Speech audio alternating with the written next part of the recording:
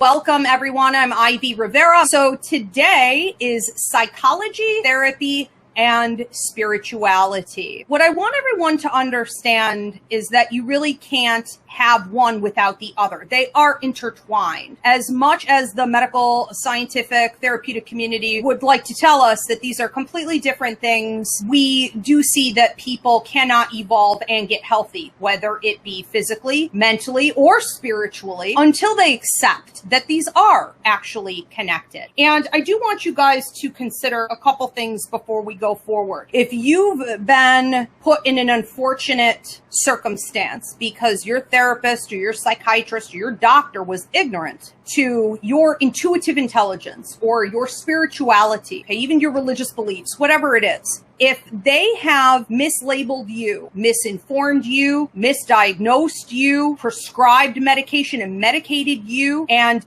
all of that has been wrong, what I want you to keep in mind is that, number one, the medical community and the psychological field is based on white men, not you, probably. Okay, so let's keep in mind the reference point, okay, that this may have really very little to do with you. And number two, we live in a for-profit medical system here in America.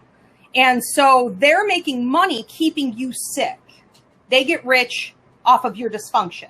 All right, so there's not a lot of motivation, I have found, whether it be therapists or psychiatrists, a lot of doctors. There's not a ton of motivation to look closer at intuitive intelligence or how spirituality affects us, how our belief systems affect us, how the communities that we're raised in affect us, how different gender roles affect us. There's not a lot of drive to look at that. And we see this in the desperate state of our country, our society, and the mental illness that is rampant right now. So I would say this: if you don't have a therapist or a psychiatrist, a doctor who is motivated to see change on a larger systemic scale to make sure that mental health is a priority and that healthcare is a priority, you better watch the source of who's guiding you, because I find that very suspicious.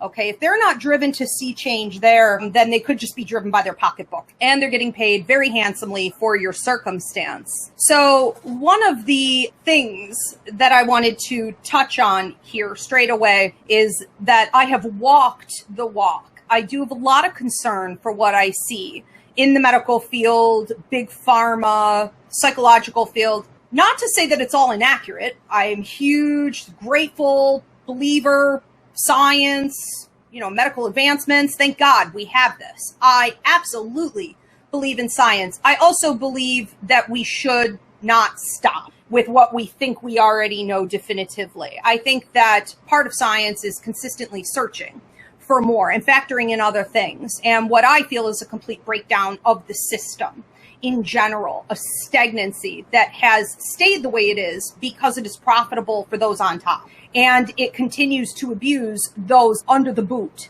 at the bottom of the system, often us. I have been one of these people. I have been misdiagnosed countless times. In all fairness, I have had one psychiatrist and one therapist come back to me and apologize for the misdiagnoses, but quickly tried to come up with something else that was also inaccurate, and they were very quick to push medication. So I don't approve, and I cut all of that off in my life in my late 20s and just figured everything out for myself. Thank God I did. And that's part of what I teach on. This started when I was 5 years old. And so it started in school, recognizing that I, as a child, was not acting like the other children. And immediately I was sent off. Back in the 80s, I was originally diagnosed with melancholy, but there was a whole lot more going on there. And I would, a couple years later, lose my ability entirely to read and write, even though I had been getting straight A's in that. And things like this were always connected to my intuitive intelligence increasing.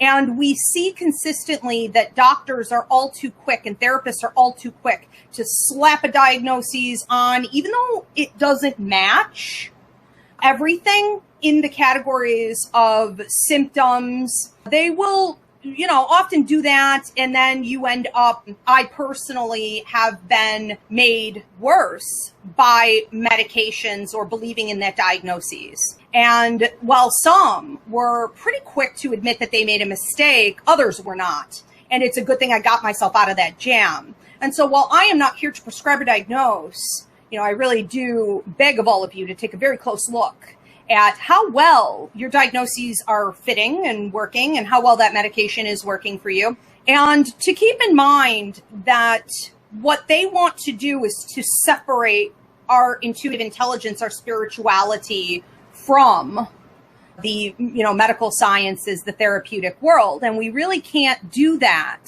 So I'm here to fill in those gaps for people. And what I think is really important to look at, just a couple key areas that I'm going to use as examples for a time in your life or a time that may be coming at some point where you're going to see that these are all intertwined. Your need for therapy, the use of psychology in a positive way, and understanding your spirituality and intuitive intelligence. And those are the areas of death of a loved one and trauma.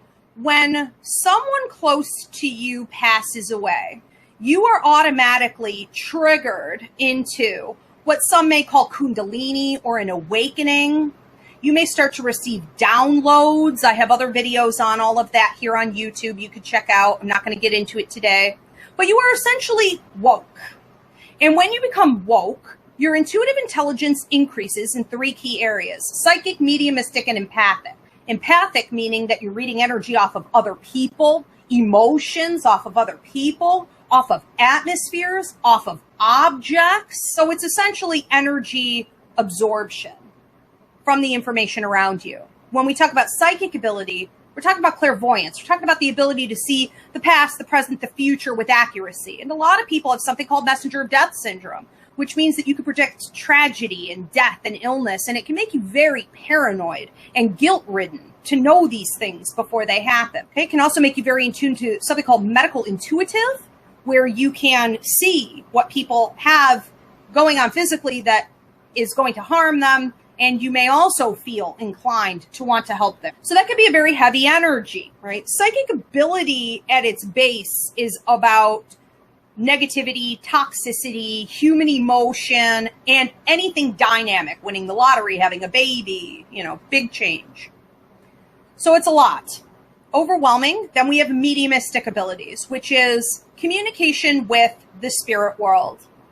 And this is where I see these therapeutic communities, medical, scientific communities have the biggest block, such an unwillingness. And this is the biggest connection we have to our roots. If you've been colonized as a people, this may be everything for you. It was your entire religion and your faith.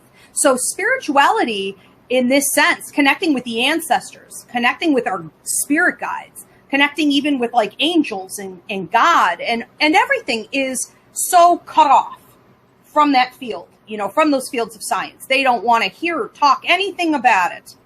And they make it completely illegitimate. And they'll say, well, we can't prove these things and we can't disprove these things. Then don't be so stuck in your judgment on it then, because that is a fact. You can't prove it. Absolutely.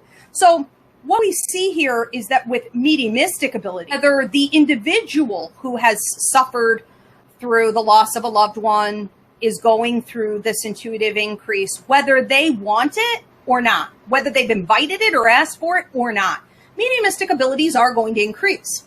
And when that occurs, we have things like the ear ringing, the tinnitus, sleep disturbances, anxiety, depression. So many different things can come with this ability that we tend to mislabel and judge as being part of a mental illness or some physical problem.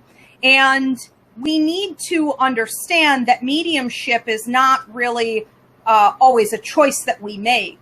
We can make the choice to learn the language and better communicate with spirit, but spirits that want to communicate are going to do it with or without your consent. They're going to come in and interact with you or come close to you.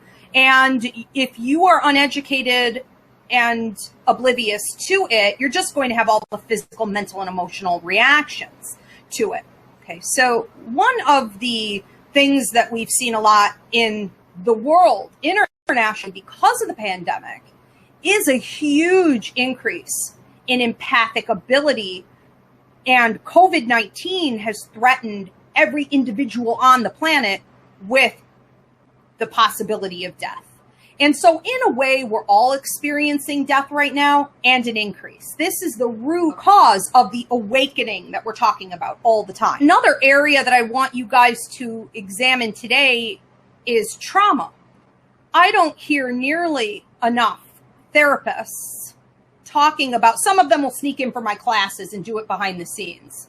And they'll say, this just isn't enough in the field. I need something more. I want to understand intuition. I am able to help my clients when I understand intuition and spirituality and I bring it into their healing. And that's amazing. But they've got tape over their mouths and they're very careful, to not lose their license or be outcasted in their practice in some way. And I just don't see nearly enough of them addressing the reality of trauma directly equating to an increase in intuitive intelligence, psychic, mediumistic, and empathic. And we know that when someone goes through something traumatic, they become hypersensitive. We know that they have trauma responses, but we're not really honestly looking at how those can be seen positively as an increase in intelligence. And some great examples of this, going through a really abusive living situation. So whether it be with your parents, your family when you were a child, or maybe you got entangled with a narcissist or a sociopath and you were stuck, in that environment for a while. One of the things we see come out of that is a lot of diagnoses of like OCD-like tendencies. And one of the things that happens with OCD is a reading of energy from objects and atmospheres and other people, right? Really connected often to social anxiety. Well, that's just you becoming so intuitive that you're so psychic and so good at reading other people's energy empathically also, that sometimes you don't want to touch certain objects. You don't want to go certain places like Walmart. You don't want to, get into conversation or dialogue with other people's energy, because you haven't been trained how to protect yourself. You've been diagnosed and medicated, and that's it. And it doesn't lead to the ability for you to control your energy at the core. And that's what we need to focus on. Okay, we have an empathic awareness training that can help you with things like that. We have a million examples of how someone's trauma leads to heightened intuitive intelligence, and how we're overlooking it, misdiagnosing it. And what I would recommend for you guys to do in your own lives, if you've been through any kind of trauma, not just abuse, is to look at how you changed afterward. And a great example is when people go through a divorce and we think, well, divorce, is that traumatizing? It certainly can be, especially if you get dragged through a court system and there are custody issues or alienation, or you end up losing your job, heaven forbid. That's another one. And with COVID, we see a lot of job loss, financial distress. This is severely distressing, and it can absolutely trigger what I'm speaking about with these increases today. So I want you to look at how you were before and how you were after. Okay. One other key thing I've noticed from trauma, when it does come from neglect or abuse, is this ability to get in other people's heads. Okay, we learn how to predict what people are thinking, what they're feeling, what their intentions are, and what they're going to do, so that we can better protect ourselves. And so that will eventually turn into telepathy. And then you run the risk of being mislabeled as like psychotic, or you're hearing voices and things like this. We need to be very careful about things like that, because when someone who has telepathy is activated, they're hearing the thoughts of someone else, whether that person's physically there or it's through technology or otherwise. It can get very confusing. What is mine and what is others? If we add mediumship into that, where we have spirits communicating, we can have some episodes where we are very conflicted about the voices that we're hearing.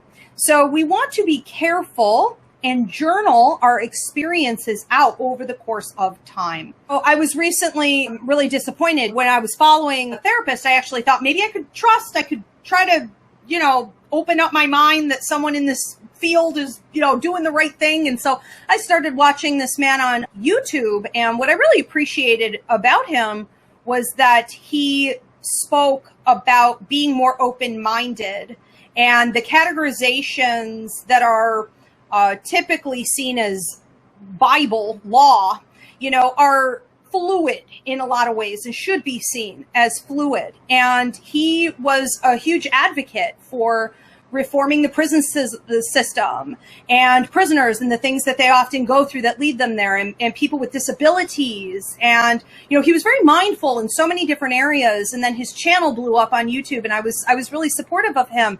But then he did an episode on psychics and was so cruel and mislabeling and misjudging and saying that we're in it for money and that we are psychotic. And it was such a disappointment. And I told him, shame on you, the big thumbs down, unsubscribe, disgusting. And that led me that we don't want to come out and be mislabeled as fraudulent or ridiculous, or mentally ill. It's outrageous. And we have to remember, again, this is a for-profit medical system that we live in. What is their motivation behind this to keep us down? It's also looking at the colonization that we've been through and remembering that you may not have been born into a patriarchal white male Christian system. Your roots, your ancestors may have believed in much more than this, and it's just been wiped out. So get in touch with your roots, understand what spirits are communicating with you, understand some of the key reasons that you can have major increases with your intuitive intelligence, the two biggest ones being death of a loved one or a threat like we're in with the pandemic, and trauma. But there's a whole list of other ones. And I believe we have a free mini class coming up on this, but it's about all the reasons your intuition will increase. We also cover that in depth in the empathic awareness training. So check it out and understand. I find that too many people come to me and want healing and don't understand that I'm not a fairy godmother. I try to be, and I'm sure I'd make more money if I were blowing rainbows and butterflies up your rear end, but I'm not. And I guess I could try to be, but I don't think that's the honest approach to all of this. We do have a great responsibility in the universe to caretake over ourselves. And often the things that I'm telling you, the healing messages that I'm giving you, that your ancestors and guides offer, are requiring your effort. And that sometimes requires that you do go see a therapist, or you do self-therapy, or you do talk therapy, or you have your mental state evaluated. Because again, I do believe in the sciences, and I do believe in disorders and things like this. So it can't be all one or the other. Sometimes we do need to mix those worlds. But I will also say this, for those of you, and I doubt they're tuning in here today, but maybe, for those of you, or for people who only believe in the sciences and they're completely blocked from spirituality and energy and intuitive intelligence, their lives are in a state of misery. I mean, they really are off path. They have not yet even started to connect to the universe around them. It is a sad scene. And if they stay there, we will see at some point a very quick down spiraling deterioration of their mental, emotional well-being. And, you don't want to be on board for that. So keep with them offering, certain outlets for their spiritual growth. And that is part of self-identity in my book. Yeah, Kate Kelly said that her therapist is the one who hears most of her psychic medium stuff, and she's super supportive. That's wonderful. So I do want to say, I had one that I talked to who was pretty open to hearing it. And I agree with this too. If this is how you are as a therapist, this is how you feel comfortable doing it, just allowing the person to talk about it without mislabeling it, judging it, misdiagnosing it. I did appreciate that lady where she was just sort of sitting back and agreeing, and she had some references in her office that sort of led me to believe she was kind of a spiritual person, and they did yoga in the office next to her or whatever, so that may have kind of led me to believe that too. But there was a different feel of energy. It was a great exchange, and that wasn't blocked. But I did have Another one who I immediately left because the minute I told her I had a psychic experience where I went into a building and I was there as a cleaning service. I was a cleaning lady. When I went in, I had a flashback to having been there before. And so you could say that was a deja vu. You could say it was remote viewing, but I knew what was around every corner. And I knew that when I got up the stairs, there would be a little yellow nursery up there through a small door, and incredible detail I knew. And so I'm telling her about this experience, and she said I was lying. She said that I must have been mistaken. I had been there in the past. I must have forgotten about it, which was absurd. I wasn't even from that town. So, you get a mixed bag sometimes. And like I said, we do have more and more therapists coming to us here for the empathic awareness training and for different things. And they are becoming more open-minded. And I hope that they continue to advocate for that in and out of the office. Yeah. Okay, Alex said that she was medicated, hospitalized, and misdiagnosed as bipolar. And she says, I'm an empath, not bipolar, which I understand now. Good. So, yeah, Alex was misdiagnosed, medicated, institutionalized as bipolar. She isn't bipolar, and there you go. She's highly empathic. And when we hit those third and fourth levels of empathic ability, we see a lot of this, a lot. And when we're looking at the lower levels, we're talking about ADHD and all kinds of other things being misdiagnosed. But I think, I had a similar experience, Alex, where they had misdiagnosed me repeatedly into my late 20s when I cut them off and stopped going for help. But I was never diagnosed with mediumship. Nope, never diagnosed as an empath or a psychic or any of that. Nope. There's a couple here that would probably work well with next week's, too, about the war on intuition. Shauna says that she tells her family, who most don't want to look at the bigger picture, and they would rather think she's just hallucinating. Hallucinations, psychosis, and psychotic behavior, all kinds of things, schizophrenia, and for sure. And again, I'm not here to prescribe or diagnose. See your doctor if you think you have these symptoms, by all means. But if it isn't that, then it isn't that. And so what is it? This is what it is. Yeah, and your family will be very quick. It's usually in that sad, right? It's our family and friends that are the fastest to step up and alienate us. Or you talk about something at work, it just sort of slipped out, and all of a sudden, no one sits with you at lunch. This is Karina, who said that she's had many dream visitations from people of cross, and when she tells people, they just brush it off. Yep. Yep. And that makes it hard for us also to come out and start doing this publicly where we're assisting others in delivering messages.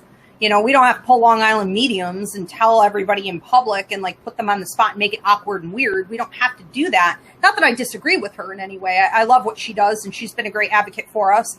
But I think that it's not really received. She has a TV show. So there's a lot of editing. When you go out there, you go up to people, it's not appreciated, it's not received well, and it's awkward. Sometimes, we don't know discernment, so we shouldn't have said it, and it goes wrong. It makes us also paranoid when, family and friends don't take you seriously. Why should you come out with the public in giving readings and delivering messages to people when even your loved ones don't receive it well? It's tough, and this is why. This is from Andrea, who says she met with a sleep doctor and explained the lucid dreams she was having that were causing lack of sleep.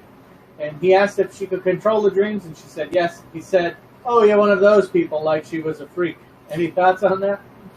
Yeah. So yeah, people will try to come out and say, oh, you're one of the light and love crowd. Oh, okay. And they believe that you're just absolutely absurd with your abilities, or you're like a wannabe. You want to be, some kind of a shaman or a light worker, or some guru in this, and that your head's full of nonsense, when in actuality, astral travel and lucid dreaming techniques are not that complex to understand. So check out my dreams class up on the website. I talk in great length about how lucid dreaming is sometimes the last piece of the puzzle, and how therapy may not be helping you enough. Because what goes on at night when the veil is lifted between the worlds and you're at your most vulnerable state is attacks through your dream, whether it be from your subconscious or it be from the spirit world, especially between 3 and 5:30 in the morning. We see an increase with the pineal gland. And so we do see that, biologically, physiologically, we're actually tapping in, but then we also see it with the spirit world. So we have spirits outside interacting. So the haunting hour, 3 to 5:30 in the morning. These are things that therapists should sort of know, I think. I think it should be required teaching that what you're talking about is super duper common, and that the only way to combat it is through lucid dreaming techniques, which means you get control. And you're supposed to get control while you're awake. So that's what my class is going to teach you. You get control while you're awake or woken, and then it helps you, okay, to be able to control it while you're in the dream state. This is not unheard of. This isn't ridiculous. Like, I don't know how these people are surviving without these skills, I'm sure there's a medication for that. I was put at one point on, I think, 5 different meds for sleeping, none of them working, led me to a state of hallucinating from them. So toxic, and I think my liver was shutting down. We have to be very careful, the information we take. Yeah, very careful. Yeah, similar point to what you just said. Jill says that for years I've been to different therapists, and the money I've spent in therapy only to find out I was an empath makes me sick. Here, take a pill and call me in the morning has to stop. Well, and it's not just take a pill and call me in the morning. It's take a pill and call me in 6 months, or take a pill and call me when, or like in New York State, kids can get medicated at 14 without parental consent. Thank you. And are not required to have therapy. So we have to look at the profit system. You call your child's doctor and it's like, there's a hotline for ADHD meds and they can get access to all of this. We're getting them started young. We are getting them addicted to these pills that they don't need parental consent for. It does not require therapy in order for them to get them. And while I agree with certain aspects of it, I don't agree with all of it. And so we just get on that path so young, and we haven't even brought things like meditation into the school system. I thank God in the last 2 years, I was able to push my empathic training into some school systems. And after 7-8 years of pushing so hard, I was able to get teachers educated and things like this. But it's like pulling teeth. This is so much more accessible. So why go, be one of the lucky ones who tap into the rare education of self-maintenance when we could just do this? David says that even the belief in psychic and metaphysical things is considered a symptom of mental illness in the medical field. They call it magical thinking. Yeah, magical thinking, and which is really just another part of colonization. And that's something we'll be discussing, next week a bit in the War Against Intuition, that class I have coming up. And so, yeah, that's a great point, that it's ridiculous. But I bet going to church in like a Catholic priest and talking to God through prayer is not considered ridiculous. So you tell me what the difference is. We need to get back in touch with our roots. I believe that my mission, and with everyone who comes here and work with me, our tribe, is all about learning that language. Because if we don't learn that lost language, we are prone to believe anything, and it's very hard to decolonize. And we also, and this is for any of you who have felt like, I'm a Taino Arawak, so the genocide was huge. I mean, people still say, anytime I post anything, oh, I thought you guys were extinct, and things like this. It's so brutal, the extent to which your people may have been wiped out. And that doesn't stop the ancestors from communicating with you all the time. That doesn't stop it from being in your blood. And it's there. You don't have to always trust or need to find the information outside of you, historically or otherwise, or even through elders necessarily. You can absolutely, if you're fortunate enough to be able to tap in with your tribe, then do that. But if you can't, if it has been as bad as it was for us, you have to trust that that's going to happen anyways. It's just naturally going to happen if you're open to it. And don't let any therapist or doctor steal that from you. You have one from Samantha. Okay. Can suppressing your abilities cause pain? Suppressing your intuitive intelligence causes a lot of these disorders. ADHD, eventually bipolar, what would look like bipolar, sometimes even schizophrenic-like episodes. It can cause severe migraines, irritable bowel syndrome, anxiety disorders. Stuffing your intuition down, continuing to block it as you were programmed to do, is not a lifelong option. And it will lead to many, many problems that I think, and I feel for therapists in this situation, when someone isn't intuitive or they're not willing to tap in with their intuition and they go in and they show all these symptoms, how's the therapist to know? How's your doctor, psychiatrist to know? It's almost identical.